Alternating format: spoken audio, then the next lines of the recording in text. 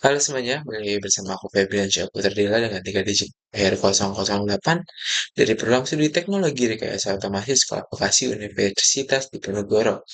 Pada kali ini aku akan menyampaikan hasil dari praktikum sistem manual elektrik pada mata kuliah semester ini. Jadi pada video kali ini aku akan mengajak teman-teman untuk berdiskusi mengenai 6 step BLDC. Namun di sini aku tidak hanya membahas mengenai 6 step BLDC, di sini juga aku menjelaskan metode sine wave dan metode speech vector dari BLDC. Nah, sebelum kita mulai, aku akan menjelaskan terlebih dulu apa itu BLDC. Oke, BLDC adalah singkatan dari brushless direct current, yaitu motor listrik arus arah tanpa sikat atau brush yang bekerja menggunakan kendali elektronika. Berbeda dengan motor DC konvensional yang masih memakai sikat, sehingga proses pergantian arus pada kumparan dilakukan oleh rangkaian elektronika atau inverter. Nah, kita masuk mengenai metode six step. Nah, metode ini merupakan pengendali motor BLDC yang bekerja dengan cara melakukan komutasi arus listrik dalam 6 langkah atau yang disebut six step untuk siklus putaran medan magnet. Nah, langkah tersebut dilakukan selama 60 derajat sehingga total terdapat 6 six step untuk menyelesaikan satu putaran penuh. Pada setiap tahap, dua dari tiga fase motor akan hidup atau teraliri arus, sedangkan satunya tidak teraliri arus. Dan itu digunakanlah sensor sensor hal untuk mendeteksi kondisi dari eh, tahap atau fase pada motor seperti itu. Nah, selanjutnya itu ada prinsip kerjanya. Prinsip kerja di motor metode six step pada BLDC yaitu mengalirkan arus dengan cara dua fase motor hidup dan satu fase motor mati bergantian gitu. Jadi ada tiga istilahnya ada tiga titik gitu di mana setiap bergeser ke titik yang satu pasti titik yang paling akhir yang ketiga itu akan mati. Terus siklus akan berjalan selama 6 kali atau six step seperti itu. Pergantian arus ini dilakukan dalam 6 langkah. Tadi aku jelaskan komutasi di mana setiap langkah mewakili sudut 60 derajat. Urutan komutasi ditentukan berdasarkan posisi rotor agar medan magnet stator selalu berada di depan rotor. Posisi itu dideteksi dengan menggunakan sensor hal yang memberikan sinyal kepada controller untuk menentukan kapan harus berpindah dan kapan ke langkah berikutnya seperti itu. Nah, selanjutnya juga ada kekurangan bentuk gelombang terlebih dulu ya teman. Bentuk gelombang pada six step motor BLDC terdapat pada bagian kanan di sini ya teman-teman. Terdapat satu buah puncak dan satu buah lembah terjadi pada bagian kuning dan ungu. Nah, eh, metode ini menghasilkan tegangan arus pada setiap fase berbentuk gelombang trapezoidal. Bentuk ini muncul karena dialiri arus secara bertahap dan bergantian kedua fase motor dalam setiap langkah komutasi. Jadi setiap perubahan langkah terjadi pada 60 derajat sehingga gelombang tidak berbentuk halus melainkan memiliki sudut-sudut tajam gitu ya teman-teman. Jadi dia memiliki sudut tajam di sini, sudut tajam di sini dan seperti di grafik-grafik lainnya gitu. Jadi grafiknya akan dua naik dan satu off. Jadi dua kondisi naik dan satu kondisi low seperti pada gambar di sini high, di sini high dan di sini low. Oke, selanjutnya itu ada kelebihan dan kekurangan. Yang pertama, struktur pengendalian sederhana, implementasi mudah pada microcontroller dan kebutuhan komutasi lebih rendah, biaya yang relatif lebih murah. Selanjutnya itu cocok untuk aplikasi yang tidak membutuhkan presisi tinggi. Kekurangannya itu menghasilkan ripple, torsi yang cukup besar, putaran motor yang kurang halus, menimbulkan getaran dan kebisingan, efisien rendah dan kurang optimal. Seperti itu. Next, selanjutnya itu ada metode sine wave. Nah, metode ini merupakan teknik penilaian motor DC dengan cara mengalirkan arus berbentuk gelombang sinusoidal yang sebelumnya merupakan trapezoidal, sekarang sinusoidal ke setiap fase motor. Pada metode ini, arus berubah secara halus mengikuti bentuk sinus sehingga medan magnet yang dihasilkan oleh stator juga berputar dengan lebih mulus. Dihasil dengan pengendalian arus sinusoidal, interaksi antara medan magnesator dan motor menjadi lebih kecil. Hal ini membuat motor baladas yang dikendalikan dengan metode sine wave memiliki torsi yang lebih halus, getaran lebih kecil, dan tingkat kebisingan yang lebih rendah dibandingkan dengan metode six step sebelumnya. Nah, adapun bentuk adapun prinsip kerja dari metode sine wave. Jadi dengan cara mengatur kombinasi saklar inverter berdasarkan vektor dengan ruang tegak tegangan tiga fase dari inverter dipresentasikan oleh sebuah vektor yang berputar pada bidang dua dimensi dengan koordinat A dan B. Vektor ini menunjukkan arah dan dasar medan magnesator yang diinginkan. Kontrol memungkinkan untuk menentukan dua vektor aktif terdekat dan satu vektor nol untuk membentuk vektor referensi tersebut dalam satu periode switching dengan mengatur lama waktu aktif masing-masing vektor. Medan magnet, stator, dan dapat dihasilkan secara lebih akurat dan halus. Proses ini berlangsung secara kontinu hingga validasi menghasilkan torsi yang stabil dan respon yang cepat serta efisien. Nah, selanjutnya itu ada bentuk gelombang ya teman-teman bisa dilihat di sini gelombangnya sinusoidal namun belum sesempurna sinusoidal biasanya gitu. Jadi harus pada metode sine wave berbentuk sinusoidal yang halus dan kontinu tanpa perubahan mendadak. Hal ini berbeda dengan metode six step sebelumnya yang trapezoidal dan selalu berubah setiap 60 derajat karena perubahan arus pada metode sine wave lebih halus. Torsi yang dihasilkan juga akan lebih stabil dan juga minim ripple ya teman-teman. Oke, next lalu ada kelebihan dan kekurangan. Kelebihannya itu efisiensi tinggi, distorsi harmonik lebih rendah, torsi motor lebih stabil, performa yang lebih optimal, dan cocok untuk aplikasi berperforma tinggi. Lalu ada pun kekurangannya gitu, algoritma lebih kompleks, membutuhkan komponen yang tinggi, kemampuan komputasi tinggi, implementasi yang lebih sulit, dan biaya yang relatif lebih mahal.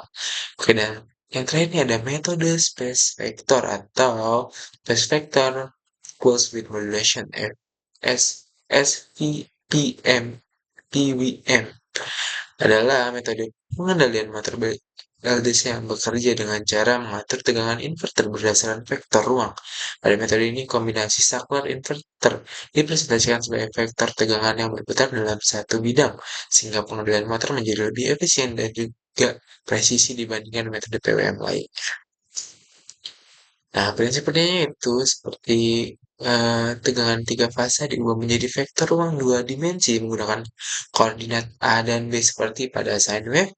Vektor ini mempresentasikan posisi dan besar medan magnet stator. Kontrol kemudian memilih vektor dengan tegangan yang paling optimal dari inverter untuk mendekati vektor referensi yang digunakan dan diinginkan sehingga arah dan besar medan magnet dapat dikendalikan secara akurat. Nah, adapun bentuk gelombang yang dihasilkan ya teman-teman bisa dibilang sebagai gelombang sinusoidal gitu ya. Memiliki pola switching yang lebih optimal dan teratur dengan keluaran inverter yang menjadi lebih mendekati berbentuk sinusoidal. Tadi kan masih ada kayak apa ya, cekung-cekung ke dalam gitu ya teman-teman. Kalau ini udah lumayan hampir 100% gelombangnya serapi sama dengan gelombang sinusoidal dengan distorsi harmonik yang lebih rendah. Selain itu juga metode ini mampu memanfaatkan tegangan DC boost secara maksimal dibandingkan dengan PWM konvensional.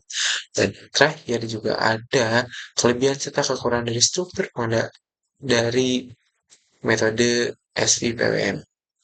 Nah, yang pertama struktur pengenalan lebih rendah, implementasi mudah, kebutuhan komputasi rendah, biaya sistem relatif murah dan cocok untuk aplikasi tidak berpresisi tinggi dan kekurangannya itu menghasilkan ripple torque yang cukup besar, putaran motor yang halus. Putaran motor yang kurang halus menimbulkan getaran yang dan kebisingan efisien lebih rendah dan kurang optimal.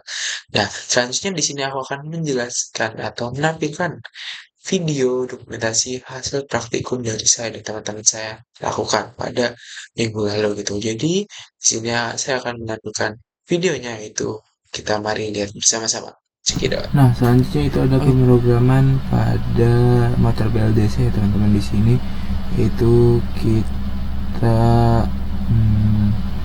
pada Bitlink STM ya teman-teman. Nah, sini kita menggunakan include Arduino.h, yaitu library yang kita gunakan. Lalu ada pin mode di sini itu menggunakan PC13 sebagai output, dan void loop yaitu ketika program dijalankan maka ESP atau Arduino akan langsung menjalankan programnya teman-teman. Di sini juga ada digital word pada pin PC13 low, itu LED akan menyala dengan delay 50 detik, dan digital word PC13 high dia akan mati dengan delay 50 detik. Jadi dia akan berkedip 50 detik menyala dan 50 detik mati.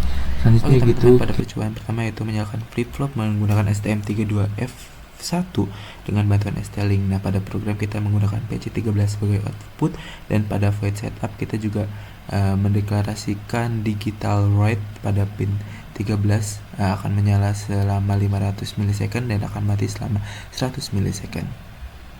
Selanjutnya itu pada modul 2 atau percobaan 2 yaitu menggunakan controller BLDC dengan program yang sama. Oke, yang terakhir merupakan materi BLDC ya teman-teman. Nah, di sini karena program cukup banyak, aku akan memberikan fungsi-fungsinya ya teman-teman. Yang pertama kita menggunakan 5 library sekaligus ya teman-teman di sini. Yaitu ada STM32F1, ada Studio.h, lalu juga ada STLib.h, String.h, Math.h. Nah, selanjutnya itu ada prototype fungsi di sini ya teman-teman. Digunakan untuk agar fungsi bisa dipanggil sebelum definisinya, menjaga struktur kode agar lebih rapi ya teman-teman. Lalu juga ada pin-pin yang digunakan dan didefinisikan di sini ya teman-teman.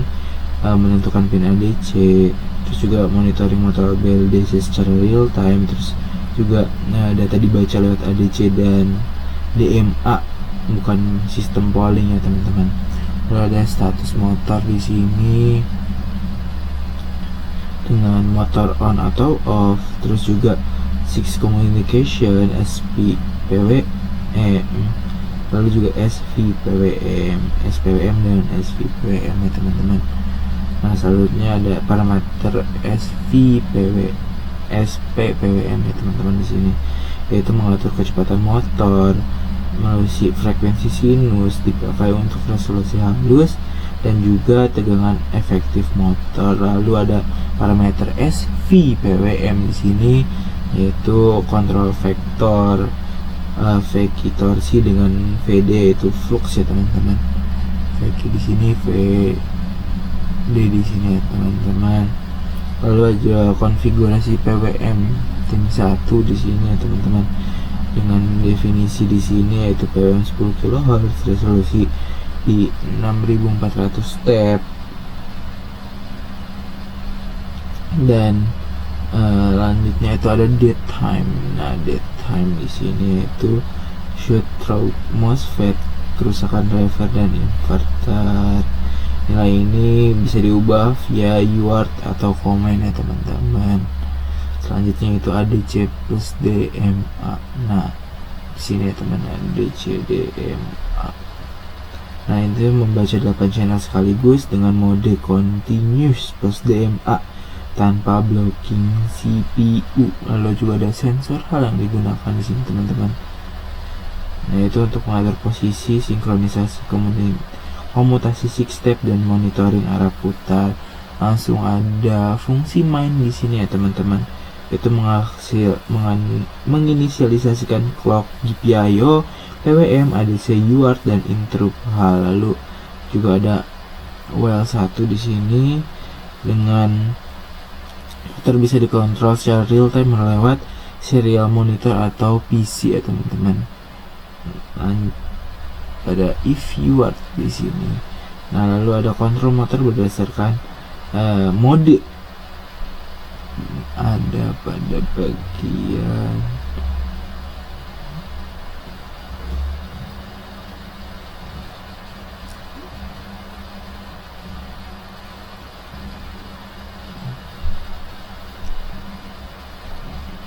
sini teman-teman. Nah, ini ada mode 0, mode 1 dan mode 2. Lalu ada data streaming digunakan untuk logging, monitoring arus dan tegangan, visualisasi di PC, MATLAB atau Python. Lalu ada tim satu init ya teman-teman.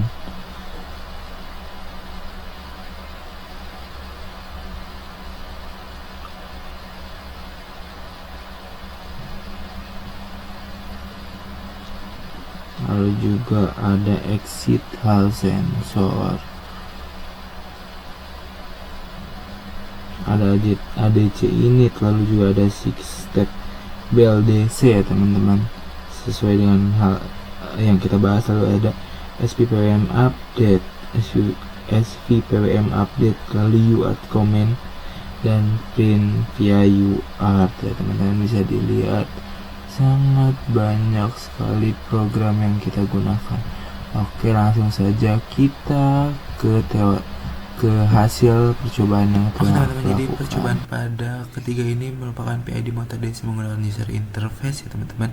Nah, ketika program dijalankan maka muncul interface seperti pada gambar atau video. Nah, ketika kita memencet mulai maka motor juga akan langsung memulai, namun di sini dalam kondisi stop karena motor digerakkan oleh PWM teman-teman. Jadi di sini ada 3 parameter, yaitu ada PWM, terus juga ada startup speed dan juga ada due time, yaitu startup speed sendiri merupakan langkah putaran pada 6 step BLDC dan juga daytime merupakan jeda waktu yang diberikan, namun di sini tidak berpengaruh karena sangat kecil sekali, jadi tidak terlihat oleh mata kita ya teman-teman. Jadi semakin PWM-nya membesar akan semakin cepat pula motor bergerak teman-teman.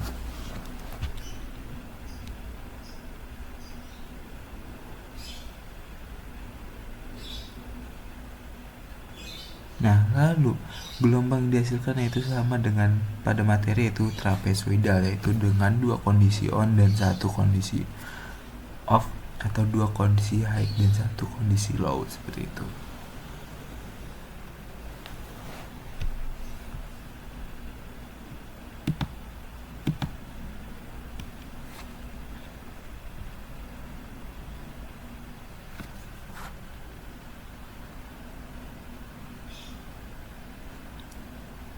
Nah, bisa dilihat putaran motor semakin cepat karena PWM yang kita berikan semakin tinggi. Nah, juga ketika startup speed kita berikan semakin tinggi maka putaran akan semakin halus ya teman-teman, karena tadi kan 6 step 6 pergerakan. Ketika kita memberikan startup speed maka 6 gerakan tersebut tidak terlihat secara mandet-mandet seperti di awal ya teman-teman, tapi dia bergerak lebih mulus seperti itu. Nah, ketika kita menggunakan metode sine wave ya teman-teman, kita stop terlebih dahulu.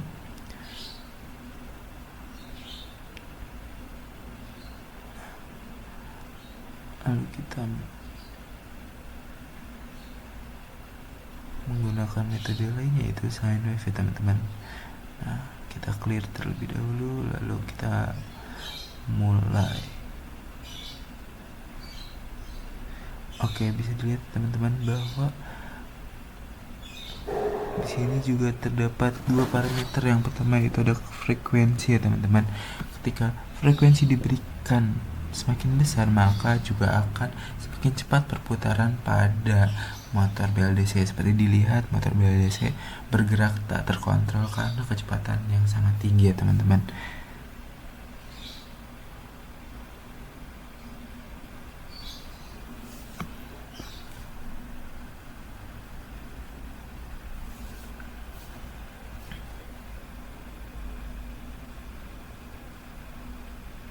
Dan juga ada amplitude ya teman-teman.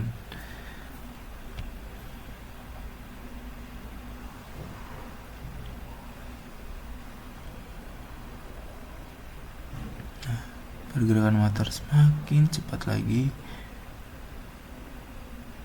Oke, kita stop dan kita hapus teman-teman. Kita akan menggunakan SVPWM ya teman-teman. Nah, kita mulai. Di dalam SVVM sendiri ini juga memiliki 4 parameter ya teman. Ada balik lagi frekuensi, modulasi. Nah, ketika frekuensi diberikan maka akan memutar.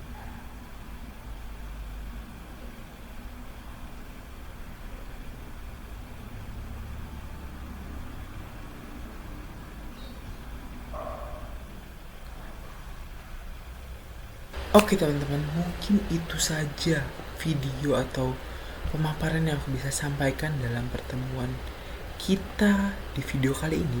Mohon maaf jika ada kekurangan atau kesalahan informasi yang saya berikan. Bisa kalian komentar di bawah mengenai apa saja masukan yang akan kalian berikan, karena di sini kita sama-sama belajar. Cukup sekian. Bye bye semuanya.